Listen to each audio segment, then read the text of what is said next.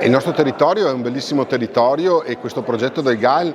calza a pennello perché molte volte nella vita frenetica e nel modo in cui abbiamo di spostarci oggi a volte non ci soffermiamo ad osservare, a guardare quei luoghi che in realtà magari sono delle cartoline, però abbiamo troppa fretta nel muoverci per poterle vedere. Quindi questi punti di visione, questi punti in cui uno può fermarsi per osservare, per ammirare il paesaggio,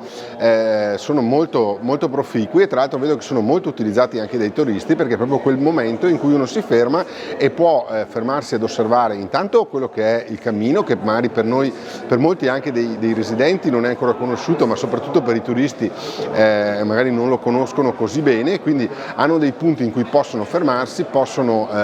ricevere quelle informazioni necessarie per il proseguimento. È molto importante perché quando noi ci rechiamo nei luoghi turistici l'informazione e appunto le spiegazioni sono molto importanti perché consentono di fruire in modo migliore del territorio, in modo più efficace e danno anche un senso a chi viene a visitare i nostri territori di essere accolto e di avere un servizio.